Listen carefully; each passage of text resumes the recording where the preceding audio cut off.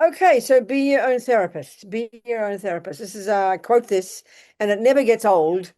It's Lama Yeshe telling us what being a Buddhist means.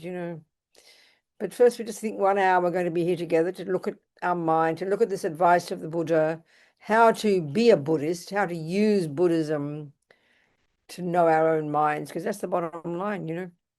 And why we're going to do this is because we want to be happy and don't want to suffer. And then because we realize everybody else wants to be happy and doesn't want to suffer, we also do it for their sake. So first for our own sake, it has to be that. And then it's for the sake of everybody else. One step at a time. You've got to put yourself together first. Then we can be of use to others.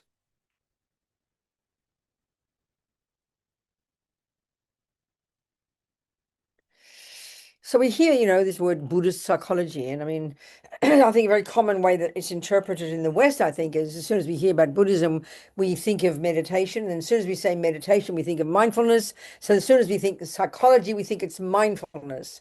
Well, that's just one tiny part of our mind, it's one very, very small part of our mind.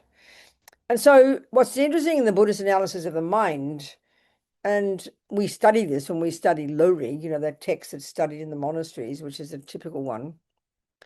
It's not the way we study it. It's not. It's a very clinical approach, and it's not. That's not how we think of it in the West. If you study neuroscience, then it's very clinical. You kind of you're looking into this thing called a brain, and you're identifying different parts, and you define each part and what it does. Well, that is what you're doing as a Buddhist, but of course, you're not looking at your brain.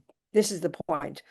We're looking at the actual subjective cognitive process itself, which means basically very simple. It almost seems deceptively simple. We're trying to look at our thoughts. So to understand this more clearly, it's really good just to step back a little bit and just look at this Buddhist analysis, this presentation. So the Buddha's view is one, this word mind or the word consciousness, as we all know very well. These words are virtually synonymous, but they're used in different contexts. So when he uses that word, he's referring not to something physical, but necessarily not to something physical. He's not arguing that we've got a brain, no problem. He's not saying we don't have a brain. I mean, the way I say it, without trying to insult neuroscientists, is that what goes on in the brain, and indeed in the rest of our body, you could argue this, they're physical indicators of the real thing, the point of it all, which for the Buddha is the mind. So, okay, if that's the point, so Buddha would even say everything comes from the mind. These kind of seems almost like a cliche. We would certainly say that Buddha says that our mind has this infinite potential to be transformed into the mind of a Buddha, which means to be completely free of all the neuroses and all the misery and completely full of all the joy and the happiness and the virtue. I mean, that's a pretty shocking statement, actually, but that's what he's saying, that our mind is infinitely flexible. As Lama Zopa says, we can mold our mind into any shape we like. And the reason we do this from the Buddhist point of view is because it's the main cause. What goes on in our mind, and this is absolutely not what we think in the West. It's very shocking when we hear it. Even if we've been Buddhist for a long time, we still don't really believe it. That what goes on in our mind is the main player in our lives. What goes on in our mind is the main cause of happiness and suffering. It's a very simple statement. It's not complicated. It's not equivocal. It's very clear. So if that's true, and we like the idea of Buddhism, we had better know what he means by this, and we better know and we better see what he means by exactly what is the mind and how are we going to look at it? How do we learn to see this thing called a mind? If it's not a physical thing. It kind of sounds curious to us. So the first thing to understand, and this is kind of really powerful, the implications of this daily, the experiential implications of this very first point are kind of powerful, and I'll go into it. We've got different ways the mind works, and one way of dividing is into two. There's different ways of even dividing into two. One way, we've got sensory consciousness, or to really spell it out, that part of our mind, remember, it's not physical, that functions through the medium of the body. I mean, they're inextricably linked. there's a part of our mind that functions through the medium of the eyeball and the ear in other words, the body, the five sensory consciousnesses. So they use the word in terms of a moment of mind, consciousnesses, or they use it in general, are referring to the general mind itself. So here we have eye consciousness, ear consciousness, nose consciousness. We understand. But the Buddha's analysis here is very clear. It's not just the eyeball. So you have to take this as our hypothesis here. There's part of our mind, which is not physical, that unless that's there, your eyeball won't work. It's part of your mind that functions through the medium of the eyeball being in good condition and all the things being working well. Then you'll cognize certain things, because the job of the mind, and this is what Buddha is very clear, the definition of the mind, or the function of the mind, is to cognize, or is to be aware, or is to know. These words are synonymous. That's, certainly we all understand it in daily life. You say, what's that? That's a cup. What is it? What is it? Define it for me, mummy, we might say. And she'll say, well, it holds your tea. That's its job. A knife, what does it do? It cuts. A computer, what does it do? We need to understand that so we can understand what things are. Well, the mind, its job is to cognize, or to be aware, or to know. And all these words are the same meaning. Don't make a special trip about them, to know, or to cognize, or to be aware. It's bare bones, right? So we have sensory consciousness, and its job. So, okay, this is the big point I want to make, and I make this many times, but it's very telling, What is it that sensory consciousnesses cognize? Well, interestingly, the senses from this perspective are profoundly limited in their capacity for cognition. So you got eye consciousness. I always use the same example again and again. I might say, oh, there is a pretty thermos. There's a well-designed thermos. There's a nicely designed thermos. That's in my opinion, right? So naturally what we think is that my eyes are seeing that. And this is not just splitting hairs. This is a major point in trying to learn to understand our mind and how we get ourselves into trouble. So actually, eye consciousness doesn't have the capacity to cognize a well-designed thermos. All it can cognize is two things: shape and color. That's it. Shape and color. And so then, of course, so what happens, because we know, I will say, a nicely designed thermos, or you might say, oh, that's an ugly thermos. So if it is not your eye consciousness, you've got to ask the question, obviously, well, which part of my mind is cognizing that? Well, that's your mental consciousness. And now, as Lama Zopa says, that's where the workshop is. That's where all the thoughts and feelings and emotions and unconscious and subconscious, instinct, intuition, this vast spectrum of everything else that goes on, all the dramas inside us, anger and love and kindness and jealousy and knowing about mathematics and music. That's mental consciousness. And so that's what we have to transform. That's where the problems are, and that's where the potential for happiness is. So that's where we have to learn to be our own therapist. But this really powerful point to distinguish between all the thoughts and feelings and emotions and the senses. But I mean, we know they're different, but we don't sort of join the dots, and this is very powerful. So this example I just used. So, there's Christine and Christine, and she sees this. And she'll say, oh, look at that ugly thermos. I wouldn't buy that. Then I say, how dare you insult my thermos? It's a beautiful thermos, and we'll have an argument. So it's really clear that that's how we spend our lives. We open our eyes, and first thing in the morning, our senses immediately come into play, don't they? They're the obvious level of how we exist. So, if your tactile consciousness, it's a cold day, and straight away you'll go, oh, I'm so cold in here, or it's too cold, you'll say. because your tactile consciousness is being hit by the chilly air. But someone else might say, no, I like it at that temperature. So there's the one single thing, there's a round, flat bottom container here. One person says it is ugly. One person says it is beautiful. So that's clearly not your eye consciousness. Both see the same thing, but it's your mental consciousness. So quicker than Google, and I'm not joking because the mind works so fast. Your mental consciousness, as soon as my eyes go there, as soon as Christine's eyes go there, straight away our mental consciousness is accessed. It's like quicker than Google, and I really mean that. And out of Christine's mouth will come, oh, what an ugly thermos. And out of my mouth will come, oh, what a pretty thermos. Now that's how we spend our lives. And basically what goes on in the, and this is divided into two levels as well, and this is very powerful. We've got the grosser level of the way that our mental consciousness functions, and that's the level we function at day to day, which is all the thoughts and feelings and emotions and unconscious, but they're all conceptual thoughts. Basically, it's a very gross level of cognition. It's only when you get single-pointed concentration in meditation and you go beyond the grosser level and you totally steady the mind to a level of subtlety that we do not even posit as existing in neuroscience or modern psychology. That's a fact. And that's what Buddha is expert at. There's ingenious techniques that they use to completely subdue the berserk mind, to go to this subtler level where eventually we will have what they call literally direct perception. And this is a bit abstract for us because we don't have an equivalent. But we can hear that it's a powerful level of our mind, and eventually that's what we have to get to realize impermanence, to realize emptiness, to realize bodhicitta. It's sort of like the microscope of your mind, and that's way more subtle. So we live at the grossest level.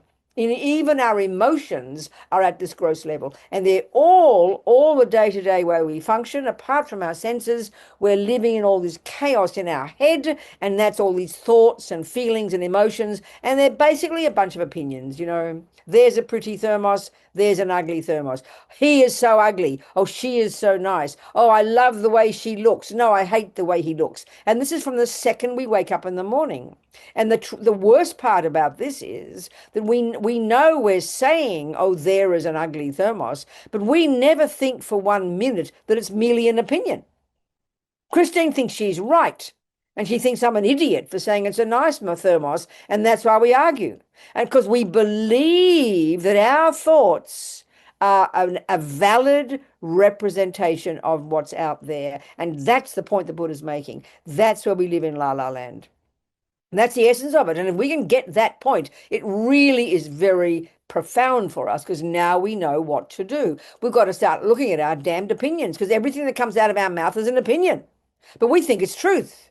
That's the point. I mean, to say there is a thermos, conventionally, that is the truth. We agree it's a thermos. We've all agreed. We shake hands, that flat bottom thing that you put a lid on that keeps your tea warm. We all agree it's called a thermos. That's conventional reality, no problem. But everything else is just made up. Ugly, beautiful, this, that. And that's what we do with the world. We hear Mr. Trump talk and we get angry. We hear someone else talk, we get happy. And we just put all our opinions, but we don't think they're opinions. We think they are objective facts. We think we are right. And that's our problem. That's our problem. So Buddha says there is objective reality. Even conventionally, we've got to get things right. But then we have to start looking into our mind, and this is where we have to be our own therapist and learn by using the Buddhist model, learning to identify which parts of my thoughts are delusional, are exaggerating, are distorted, and which parts of my thoughts are valid and useful and appropriate. And that's really a curious way to think about it, but that's the Buddhist approach. So to know your own mind isn't just to close your eyes and be mindful. That's not knowing your mind. It's like, and so you don't have to use Buddha's model. You could use Freud. You could use Jung. It's not just a question of closing your eyes and seeing what's in there. You have to have a way of labeling what you are seeing. So you can label what you saw. You can decide yourself. You can have your own model of the mind. You can make up your own theories if you want. But we've got to use a set of theories series. So if you're looking at a garden, you can look at the garden for 1,000 years and be very mindful. But if you haven't learned botany, it won't ever help you recognize and distinguish between a weed and a herb because you don't know how to label what you're seeing. So this is the very practical point here. We're using Buddhist views about the mind. It's his model. You don't have to use it, but this is the model we're talking here. And there's a very clear presentation of the different names for the different parts of all of our thoughts. It's kind of very practical. So that's what we're learning to be our own therapist about. To be first, we learn that model of the mind. So what are the, so what so basically we look at that. Let's look at the model of the mind. Let's look at the mental consciousness, which is the grosser level, and how do we define what's that? Well, as we've talked all the time, you can divide all these thousands of thoughts and feelings and emotions in your head into three categories. Those that are the voices of ego, fear-based, neurotic, distorted, distressing. The afflictions is the term they use in Sanskrit. It's the term they use in Tibetan. We would say, the unhappy states of mind. And that's what anger is. That's what jealousy is. Attachment, anger, jealousy, low self-esteem. These simple words that we've known about all our lives. You don't need to study Freud or Jung to know about those. These are the stuff that Buddhism uses to look into, to name the parts of our mind that cause us pain. So they've got two particular functions. One is, and that's indicated by this word mental affliction, it's really painful. Check the last time you were depressed, anxious. You were not happy because they have a characteristic of causing a lot of mental pain. They are the source of our mental pain. It's not your husband. It's not the weather. It's not your boyfriend. And this is the part that's shocking. They play a role. They trigger our unhappiness when they punched us in the nose, or they triggered our happy feelings and our joy when they gave us a kiss. That's fact. But the Buddha's crucial point is that what goes on in the mind, that's the main source. The words are really simple, but to really abide by this, to practice this every day is stupendously difficult, I tell you, because we are addicted to believing it's the outside world. So to know our own mind, well, you have to first learn to know what you're looking at. Like with botany, you can be very mindful of your mind every day and watch your breath very nicely, or even catch your mind in the background. But if you don't know how to label the different thoughts that are arising, and there are 1,000 thoughts a second, I mean, modern psychology says that. If you can't identify the different bits, how can you know what to change? If you can't identify in the garden the difference between a weed and a herb, how do you know what to do with your garden? Being mindful is lovely, but what good is it? You got to mix the mindfulness with intelligence, and that's where you have to learn the Buddhist view of the mind. It's very clear if you choose to be the Buddhist one.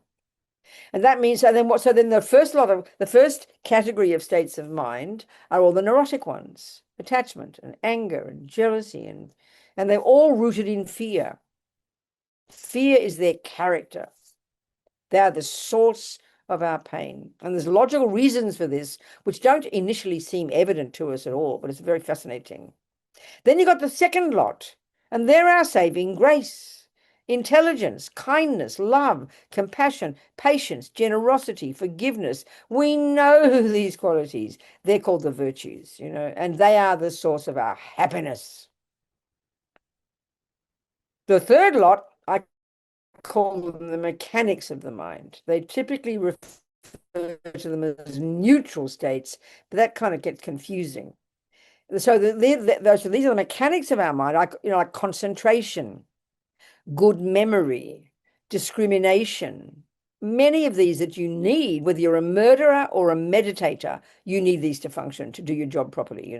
So that's why in their character, using this model from the Buddhist perspective, they're neither negative nor positive. They neither have the character of being non-virtuous and the source of pain, nor do they have the character of being virtuous and the source of happiness.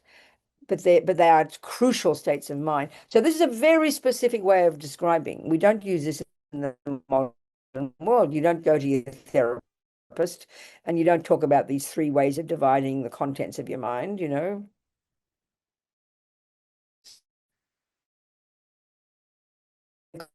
specific function and a very, very clear definition. And this is the basis. Botany is the basis of being a good gardener. You can't just go out there and cross your fingers and pull out the pretty, leave the pretty ones and pull out the ugly ones. You might pull out all the wrong ones, you know. You got to have a very clear set of theories, and that's what that surprises us, you know. So okay, so we've got sensory consciousness, which has this bare bones function. It's sort of like they're our first contact with the world, aren't they? The senses, you know, eyes, ears, but we can see how they are just versatile. And then from that second, your mental consciousness takes over and starts its interactions. Anger. I mean, basically, anger is an emotion. Yeah, but you are ugly. How dare you do that to me? That is an opinion. And that's the shocking part. We don't think it's an opinion. We think it's an objective fact that you are horrible. She is this. To distinguish between facts and fictions is really a way of saying what you're trying to do as a Buddhist. And it's initially quite surprising. It sounds most peculiar. What's that got to do with happiness, you know? And this is the point the Buddha's making. When our minds are overwhelmed by attachment and anger and depression and anxiety and jealousy and all these things we're so familiar with, they have the function, yes, of being deeply disturbing, but they also have this particular function of being, this is his other word, delusional, meaning you're not in touch with reality. It's a very simple way to put it. And it's surprising to us to think we're not in touch with reality. We think we are. It's surprising to think that when we're angry, we're not in touch with reality. So, and the point of that is, when you're angry, yes, there's that physical almost feeling, isn't there? Your body is shaking. But that's not anger. That's just your body. The anger is a conceptual thought deep in your mind that you've practiced. You know, my mother, I always say it, my mother didn't have to teach me how to be angry. I knew. I had it down. In other words, I got born with it. You know, we get born with our own stuff. That's the Buddha's view. We get born with our own habits. And the stronger our habit is, we all know that, the easier it is to do something. If you've really practiced piano, you do it easily. If you practice anger, you do it easily. It's obvious, you know, which is why practicing changing our mind is difficult. It's huge. So being our own therapist needs us to have some kind of focus if we can. And then it needs us to be able, and that's whether we're on the cushion or in daily life, to be aware of what's going on in our mind, not just on the outside world, and to be able to identify there's anger. Not just by the feeling, that's not enough. The feeling is too gross, it's surprising. It's the conceptual thought. So anger is the voice that says, you know, that criticizes, that finds fault. How dare you do that? You know, look at what he just did. Look at that man kick that dog. He is so bad. Look at that awful politician. He is so terrible. That's kind of they're the words of anger, basically. And they can be very strong. It can be very mild. The words of attachment, what are they? They're more subtle. Attachment, all the delusions, this is the way they say it, all the afflictions, all the neurotic states of mind, this is really very helpful. They have the key function of exaggerating. So when attachment's in the mind, and it goes to very subtle levels,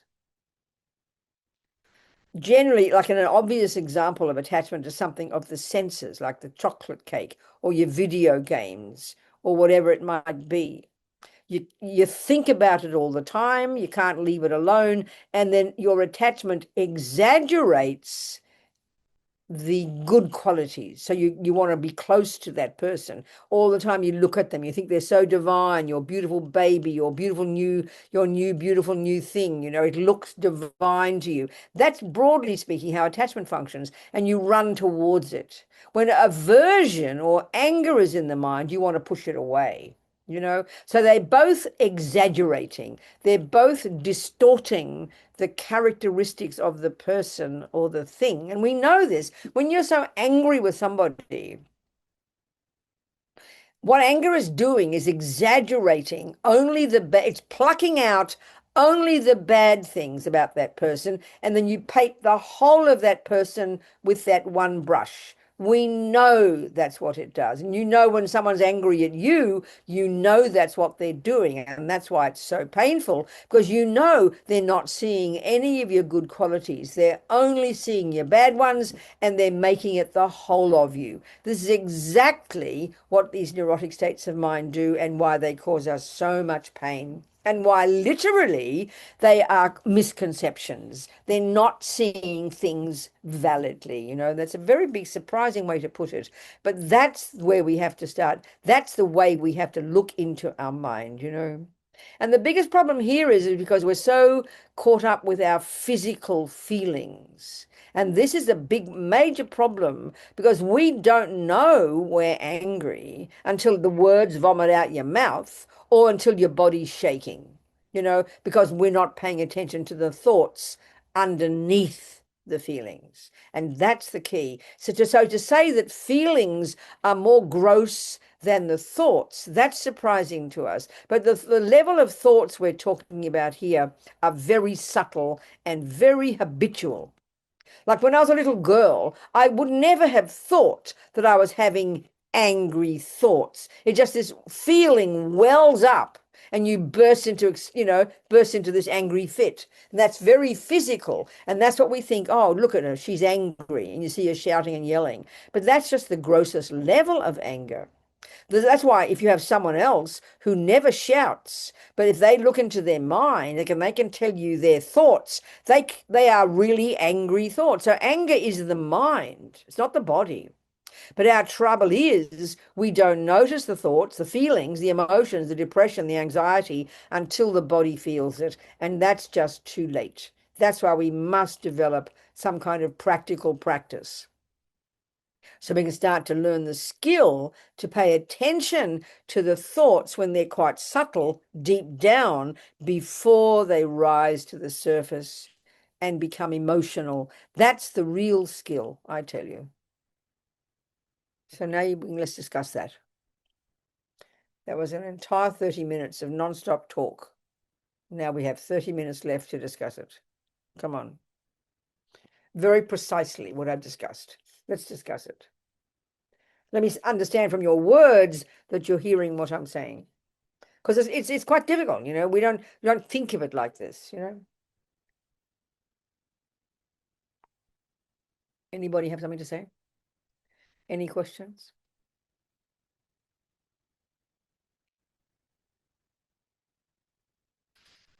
You want me to keep talking? Go on then, Michelle. You talk first, darling. Yes, I've noticed that sometimes, I mean, when I started to clue in on this, is I act differently to anger. I cry or I melt, I call it. And then when I get upset, I get angry. And I started to notice that So start again. I missed it. What did you say the first bit was? When you cried, what? Sorry. when I get angry, Yeah. I cry. And then when I get upset, I get angry. Okay, And so so what do you that's mean what, by okay, let's look at these words because according to the Buddhist view, upset, annoyed, frustrated, irritated, angry, they're all the same state of mind, except Mhm. some are more loud and some are soft. So what do you mean? It's very curious. I meant to say that I've noticed when I get ahead of it, that space in between what I'm feeling and I'm thinking, I could stop that action sometimes. I can stop it from taking over my body. And then I just wanted to understand from a Buddhist concept of how to control or how to create more space between the action and then my reaction. Okay, so this is the point. So, see, the thing is, because it's not our culture, even though we're changing, we don't have, practices from the day we're born, that we don't have techniques that our mother teaches us to help us. I mean, we do to some degree to help us really get some focus. And that's what the function of mindfulness meditation is, get your mind to become quite stable so that you can, you're not paying attention when you're doing your meditation, your concentration. Clearly, you're not paying attention to all the thoughts, but you're paying attention to something like the breath. So inevitably, you're preventing yourself from getting caught up in the thoughts. And eventually, with skill, we can start to notice the thoughts, and that's not a disadvantage. That is a huge, great advantage. We have to learn. So when you get off your cushion, I always the simplest example, and you go to the kitchen to get your breakfast, and there's hubby slurping his coffee again. I mean, and this is the thing about these small personal habits we all have. They're the things that make us want to kill each other. So, and typically, if you're not paying attention to your thoughts, it vomits out your mouth. You joke about it, or you say, "Oh, darling, will you shut up?" Or I don't like it, because you haven't paid attention to the thoughts. But now, once you've got to practice, and that's the answer to your question, once you've developed the habit of not buying into every thought, which means you train yourself to watch your boring old breath instead, which implies that you're trying to leave your thoughts alone.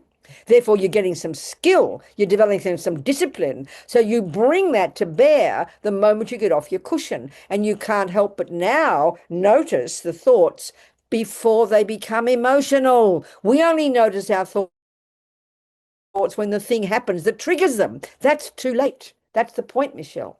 Do you see what I'm saying? So then the next level is this, and we don't pay attention to this in our culture.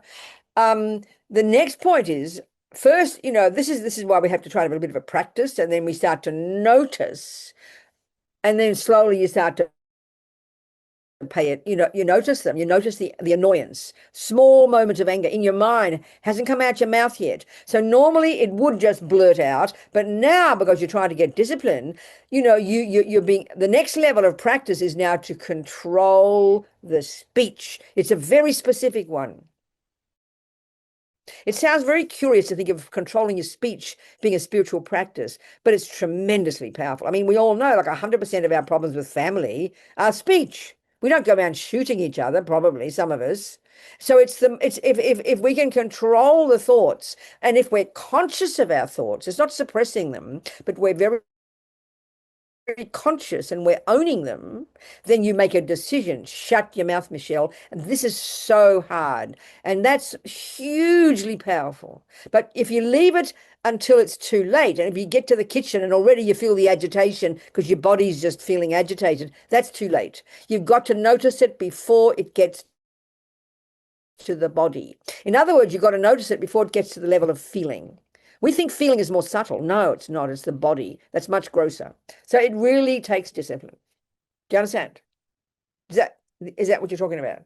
Yes, thank you. Right. Okay. It's a huge one. It sounds so easy technically, but it's so difficult because our habit is so strong. We even think in our culture that it's good to say what you feel, even when it's criticizing other people. And we're so rude to each other. It's terrible. Or we feel compelled to say it. And because I think we're not brought up with techniques that enable us to see our thoughts first, the only way we know to see how we're thinking is to speak it out. So we dump it all over our poor husband, and we call it sharing. I think that's so wicked. Okay, Christine, darling, talk to me. Hello, Venerable. Yes, Uh, dear. Tell can us. we talk a bit about anger versus outrage, and if outrage is Well, give me two different scenarios so we can see the difference. Tell me. so I could be angry at another person because of an action that they had that disrupted my day, and that would be ego driven. Where outrage, for me, as I see it, is more of a coming from a place um, of wisdom, of knowing that something that occurring is inhumane or not. Oh, so really okay. I mean, we all know exactly what you mean. So you open your eyes and there's your hubby slurping his coffee. You get mad at him. That's a moment of just self-centered and how dare you upset my day. That's called anger. The other one is, and this is where it gets tricky, Christine. The other one is when you open your iPad or you look, you see the news and you hear about some terrible event where somebody's done something really bad to harm other people. So that's what you're talking about, the outrage. And that's exactly right. Someone just did harm somebody. Somebody murdered someone. Someone kicked the dog. Someone dropped the bomb. These are facts. So the point is this now. This is the point, Christine. And this is very, it's very difficult. Finding fault, speaking the truth and saying, look what that person did. That person just kicked the dog. That's a simple fact. That's not anger. That's not even criticism. It's a simple fact. You saw a man kick a dog. But what happened so quickly, Christine, is immediately, first of all, our compassion will come.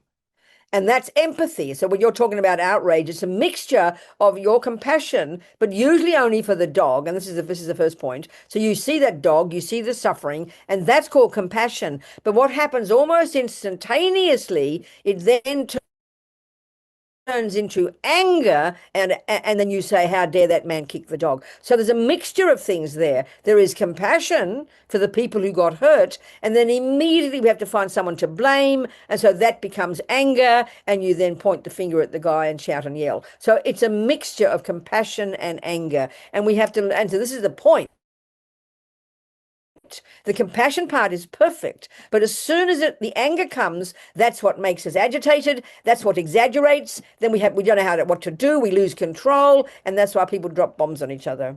So to learn to know that you don't throw the baby out with the bathwater by giving up anger, you just give up your uncontrol. If so, learning to see the problem there is a dog being kicked and having compassion, that's perfect. But then you think the best one is, and whether it's a war or whatever, then you think, what can I do to help? I remember Martin Luther King years ago, back when I was a radical lefty in the 60s, he would say, it is good to find fault. Look at the injustice, look at the war, look at the racism, whatever it might be. But then he said, say, what can I do to help? Then if you like, you're transforming the anger into positive action based on compassion, not just based on wanting to harm somebody. And that takes time. It's clear, isn't it? But it's good theoretically, but very hard to break down all the pieces inside us. And that's what we have to learn to do, I remember the Dalai Lama being interviewed by a journalist, and the journalist said, well, it looks like anger can be very productive. And we can see this, It makes you want to act. But Dalai Lama said, I understand your point. But he said, eventually, if your action is mainly only coming from anger, he said it doesn't last because these emotions, they're very unstable. He said, but if it's based on compassion, what can I do to help? Then you won't give up. So it's really, but this takes time. I mean, anger is very primordial, and it's very deeply ingrained, and it's really the result. So the same anger with that guy who kicked the dog is just the same anger when it's personal and it's your hubby. But the extra piece is called compassion, and that's why you call it outrage or whatever the term was. But there's still anger there, and basically anger is like this panic attack when our attachment doesn't get what it wants. And this needs a lot of clarity to distinguish all of these bits of us all happening at once. When we get angry with the politicians or angry with the war, we have to see that. And then we think, well, anger means I shouldn't find fault. No, you're throwing the baby out with the bathwater. The person did drop a bomb. A person did kick a dog. They're facts. But the anger distorts it and is emotional, and we have a panic attack, and then look at what happens when people act out of anger. That's how come wars happen. That's how come people kill each other, So all of this, seeing these different parts of our mind, demands a lot of inner awareness, a lot of practice, Do you understand, people? Thank you, It's Venerable. huge. It's very huge, Yeah, good. Thank you. It's a good point, Christine. What else, people? See, all the point I keep making is how I talk all the time. To work on our mind at this level, you've got to have a lot of clarity. You've got to have a lot of clarity. You've got to really know the names of the different parts of your mind. I mean, just yesterday having a discussion with a friend, and and she was saying how she was responding to a certain person who'd harmed her. And I said, and she said, she called it anger. I said, yes, but there's also jealousy there. And she said, don't be ridiculous. Of course, it's not jealousy. It's anger. And then we looked at what jealousy is. And the Buddhist definition of jealousy, it's not just greed. She said, well, I thought jealousy was just, oh, I want what you've got. No, jealousy is based on, so if someone, like you've got a boyfriend, let's say you've got a boyfriend, and because of this huge attachment to your boyfriend, and the particular function of attachment here is like you possess that boyfriend, and that boyfriend dares to start being happy because of somebody else, then that's huge anger and huge jealousy. So jealousy is rooted in anger. How dare he be happy from someone else making him happy? And of course, it's so painful. So jealousy can feel like anger. It's rooted in anger, but it's an additional thing on top. It's very powerful. Do you understand, people? So who's asking the question? Nikki. Put it up there again. It's a good question. Put Nikki's question up, please. Nikki's question just disappeared. Put Nikki's question up again, or ask it personally, Nikki, if you prefer. You don't need to. So show your question in the chat box, please, somebody. Who's being the boss here? Can you look in the chat box? Or I can look in the chat box and see what Nikki's question is. Here it is. Okay, I'm being the co-host boss. So Okay, here we go. Read it out Can for we be people. addicted to aversion? Can we be addicted to aversion, i.e., be attached to our anger and outrage, justified by saying, "Oh, I'm a political junkie," but in fact, I just stay in a constant knot, and I think I am addicted to Totally. aversion. See, one of the key things about the way our mind works, and the function of all the neuroses is that they're all eye based, and they are all addictive. There's no question. So attachment is this constant thinking about something all the time, and you don't want to separate from it. Well, you're going to argue when you got anger. That's exactly what's happening. So yes, we're attached not just to the object. We're not just angry with the person, but we're very attached to all this process inside us. Absolutely, you're right, darling.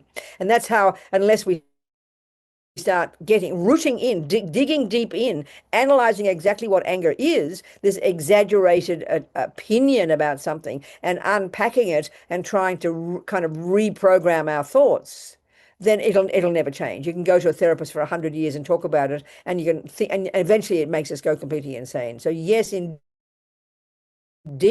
we are attached to all of our feelings and emotions. There's no question. And then we define ourselves in that way. Oh, I'm just a jealous person. I'm an angry person. I'm an anxious person. I'm a depressed person. We define ourselves in that way, and then we stay stuck in it. Absolutely, darling. Absolutely. But to change, of course, is difficult. But we have to have the confidence that we can change. We can mold our mind into any shape we like, just like Lama Zopa says. But it's huge. Yes, it absolutely is necessary to limit contact with stimulus that is endless news feed. Yes, exactly right. If we can't control it, we absolutely have to have that wisdom, darling. And that's very difficult because we keep going like moths to a flame to the very thing that triggers our problem. It's a bit like, we all know, alcohol. If you're an alcoholic, it's a straightforward example. Let's say you're an alcoholic, it means you're attached to alcohol. You can't leave it alone. That means we all know if you want to give up being an alcoholic, we know nobody would ever ask you to do that while you continue to drink alcohol. That's mental illness, insanity. You can't do that. You've got to remove yourself from the object. Well, it's the same with anger. It's the same with all of our delusions. But we don't have that level of self-awareness, and that's our problem. And that's why we keep blaming the outside world and blaming all the social media and blaming the newspapers. No, we have to have this self-respect and the discipline to know that we're not in control yet, so we've got to move away from those objects, just like alcohol. Or if you live in a relationship with a person who makes you crazy, I mean, I don't joke, I really mean it seriously when I say that apparently it's an accepted percentage that 40% of all women on the planet, and this is not meant to be feminism,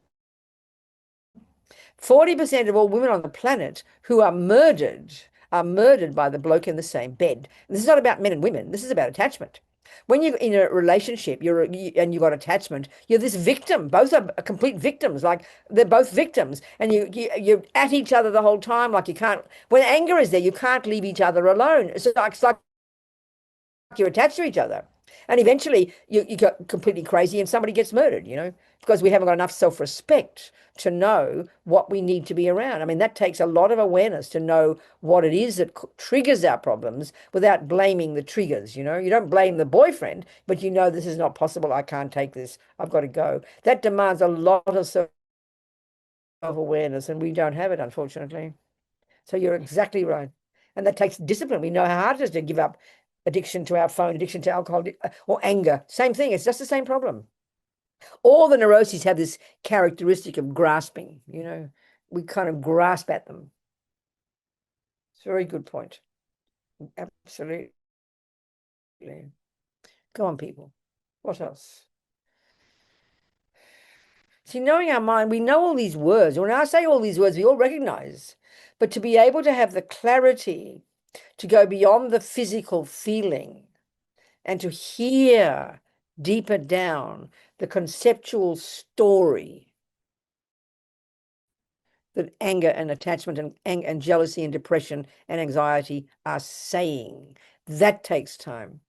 And then you have to argue with those conceptual thoughts, basically. It's very, very hard because we're addicted to them, Are we communicating, people?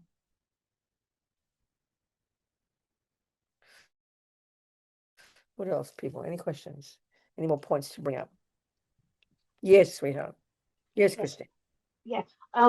We talked about earlier about we have compassion for the victim, but sometimes it's very hard to have compassion for the perpetrator. No, that's a really good point. I'm glad you brought it up. Let's look at it, shall we? Shall we discuss it? So that's a very good point that you'd even bring it up. So what was in your mind when you brought it up, Christine? It's a very powerful point. Yeah. Well, sometimes, if somebody had a rough life, it's like, yeah, I can have compassion. But somebody who, like, say, certain politicians who keep hurting people over and over again, I try to have compassion, but it feels contrived. And it's really hard for me. I feel like you're just being totally self-centered, not even thinking of somebody else. I understand that, darling. I know. So let's look at it very carefully. It's a really powerful, important point to look at, Christine. Thank you so much for bringing it up. Okay, so let's just now look at the whole Buddhist path. And there's first stages we're discussing here. These are the first stages of practice. This is like, this is where we do the work on our own mind. And Buddha's giving us this approach where you learn to know your own mind, and then you learn to know that you are sick of suffering. And this is the point here I'm getting to. When we can start to see, Christine, that my anger, my attachment, my depression, my jealousy, they harm me. This is the one I think we miss. We get guilty when we got them, but we've got to see that this is why we're suffering, and that's all Buddha's telling us. And if we don't get that, then we can't go further. We can't get to compassion, because you see, compassion, and this is the point now, when we see the Bodhisattva path, compassion isn't only for the innocent victims. Compassion is for everybody. So when you know from your own inner work that your anger and depression and jealousy harm you, and you're sick of it, and that's what makes you want to give it up, then you can see when someone else is angry that they're also harming themselves as well as the dog. And that's very hard compassion to have, because we don't think that way. We don't think that way. Our compassion is a bit sentimental. We've got to have an innocent victim, got to be a pussycat or a dog or a child, then we're prepared to have compassion for them. But the Buddha's entire point is that everybody is suffering, and because of our own anger and own ignorance and own jealousy, that's why we suffer, and then that's why we harm others. So that's the analysis. So that's why we've got to look at ourselves first. And when we really know that, then you can have compassion for the guy who kicks it, for the perpetrator, but it's not sentimental compassion, Christine. You don't go, oh well, the poor thing can't help it, and pat him on the head, because the compassion we have now is not a very powerful. It's a very sentimental compassion. Then you really realize how everybody is harming themselves, and then because of the vana of karma, every time you have anger, you're programming your mind with more anger, so you're creating more future suffering. And that really is what we have to first realize for ourselves, and we miss that. We can't have much compassion for others. We just don't understand it, and then we don't understand what to do about it. So the thing is, that's where they say the bodhisattvas have more compassion for the perpetrators, because the victims are only just finishing their karma. That's just now finished. But the perpetrators are just beginning incredible future suffering. And that really that's very powerful concept. That's why I always use that example. I tell it a lot, the story years ago in New York this is 20 years ago when I was based in California. And Richard Gere, you know, as a Buddhist, he invited Dalai Lama to come to New York, and he decided to ask a bunch of former prisoners. So he invited 20 former prisoners. This is back in 2003. All of whom had done some kind of meditation in prison. And so he invited 20 people and had a lovely day meeting His Holiness. And some people like me were invited as well, because I'd been working with people in prison. And what was so fascinating, they all talked, like there's a whole cross-section, I've told this so many times, of Americans, like black, white, male, female, Puerto Rican, Mexican, a whole cross-section of Americans, all of whom have been in prison, and talking about their suffering and the dramas and the politics and the racism and the sexism and the blah, blah, blah. Anyway, Richard Gere also invited 2 young Tibetan nuns. So I'm going to say a bit more here too, to really explain this philosophy that Buddhists have. So these young women coming from Tibet, we've got to remember that karma for them is the natural view of the universe. They've had that view in Tibet for 1,200 years, in the same way that we're completely familiar with the Christian teaching of a creator, or the materialist view of, the brain. The view that's in the bones of their being for 1,200 years and totally natural since they're born is the view of karma. They've all got countless past lives, and that we all meet each other, we harm each other because we've harmed before, we're kind to each other because we've been kind before. So that's the view that they accept as reality. Do you understand me? So since they're little girls, that's their view of the world, and that's not our view. So therefore, when they get to prison, of course they're not happy. They were sexually abused and tortured in prison for several years. And they're telling all these Americans about their experience in prison. Well, it was what was evident to all the Americans. If you wanted to argue that their suffering was probably qualitatively more than everybody else's, but it was really evident to the Americans that they weren't angry. So when you analyze what anger says, anger is saying, how dare you do that to me? I don't deserve it. That's the assumption of anger. We don't say it intellectually, but that's exactly what anger's saying. It's an outrage that someone dare harm me because I don't deserve harm. So that Buddhist nuns, those nuns being Tibetans, they don't have that viewpoint in their mind. Do you see my point? They've got the view of karma. So that was the basis of their practice in prison. Of course, they would rather just leave prison. Who wants to get raped? Nobody. But they were able to work with that experience because they have this analysis of karma. And then that's the point I'm getting to. And at the end, there were tears when they were telling the stories. And then one of them very quietly said, and of course, we had compassion for our torturers because we know we must have harmed them in the past. But not only that, but, they said, and because we know that they will suffer unbearably in the future. So that's all based on karma. So the Lamas often say the greatest compassion that they have for ordinary people is that we have no view of karma, that we come into this life programmed with our own habits, that whoever we meet, whether it's the good stuff or the bad stuff, we're the creators of it. And because we don't have that view is why we have so much anger and attachment. Do you understand, Christine? It's a huge view, and we've got to really unpack it mentally to do analysis. It doesn't come naturally. It's a huge one, and that's the reason they had compassion. Of course they suffered, but they didn't. And it's shocking to hear that when you get tortured and raped, you don't have anger, because in our world, you think you're abnormal if you don't have anger. But they don't have that view. They weren't angry. They suffered, they were sad, but they have the view of karma, and they have an explanation for why it happened. So this is huge. And I think in our culture, we don't like looking at karma. We like to leave it alone. It's too much for our poor heads, Do you understand, Christine? That's the real basis of compassion for others. But then it's a very powerful compassion, not sentimental. If you can't stop that guy from kicking the dog, but the reason that you would try would be for both of their sake, not just for the dog. And you would not have anger. You can be firm, you could, like a kid, you can be a firm mother coming from compassion, though.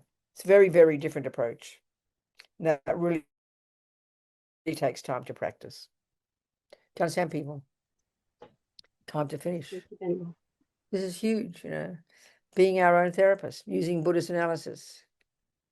We all know the words, we hear it and we recognize, but to do it is not easy, I promise you. We'd rather just blame the outside. It's the boyfriend's fault, it's the weather's fault, it's my brain's fault, it's my knees' fault, it's everything else but my mind. We can't look, because we hear it as guilt. We hear it as pointing the fingers. But it should be a revelation for us to know that we can also, by change, we can mold our mind into any shape we like. And who is the beneficiary? We are first. Then we can do it for the sake of others.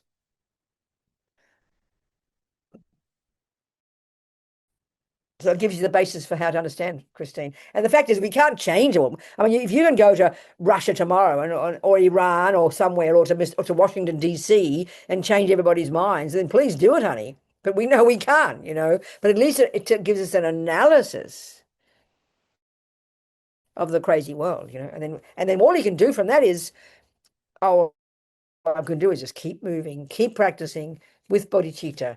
Keep practicing one step at a time to do what I can and never give up. That's all we can do. Have this optimism, That's what the bodhisattvas have. Do you understand, darling? Yeah. Okay, dearest people. Won't do for today. Thank you so much. Chang Chub Sem Chog Rinpoche Ma Ke Panam Ke Guchi Ke Panyampa Me Pa Yang Gong Ne Gondu Habashog. And let compassion grow and grow. And then just a little thoughts. You might have the prayer there. Have you got the prayer for Lama Zopa to come back quickly? His Holiness Dalai Lama has asked us to do this little prayer, and also he's asked us to. He's saying Rinpoche is in the mountains in Nepal somewhere, but they haven't got his name yet. But he is there apparently, and so our saying this little prayer to him is requesting him to come back, because this first verse, we'll do it together, and I'll do the first verse together. We're talking to all the Buddhas here. The first verse. All the holy beings, we're talking to them first. Peerless teacher, as Buddha, and all the bodhisattvas, and all the Shravakas, and all the Pratyeka Buddhas, and all and Tsongkhapa and his disciples, along with all the lineage lamas, we are saying to them, all you object of refuge, please now bestow the virtue and goodness and to accomplish this prayer. And we're back to say the prayer. Okay, now we're about to say the prayer. Go up, scroll up to the next two verses. Scroll up more. Okay, while striving. So now holding. Now we're talking to Lama Zopa, this little boy in Nepal. Maybe he's 2 or 3 by now. We don't know his name yet. And we're wanting him to come back to teach us. So we're saying to him, and we're talking to him as Lama Zopa, holding and spreading the Muni's precious and complete teachings through explanation and practice, you wore the armor of patience. Patience is looking the bad thing in the eye, okay, and looking at it, not diverting from it. That is never discouraged. Incomparable, venerable Guru, Lama Zopa Rinpoche, to you we make this request. Next verse. While striving single-pointedly for the sake of all the Buddha's teachings, the sole gateway through which all benefit and happiness emerge, and from other beings, you suddenly departed to peace. And he did. All the lamas who knew him were so shocked that he died, So it was such a great loss for us. We think like that. Now, nevertheless, Rinpoche, through the undeceiving truth of all the blessings of the ocean of the 3 jewels and the great waves of the bodhicitta of all the bodhisattvas, may your smile of your reincarnation swiftly beam in glory for us fortunate disciples. So from our hearts, if we know Lama Zopa, if we've heard about him, have this wish strongly, okay? Create the course for him to come back and teach us. That's it, people. Thank you, darlings. Very good. Thank you. See you next week, I think. I've got a whole month. Okay, sweethearts. Thank you. Bye.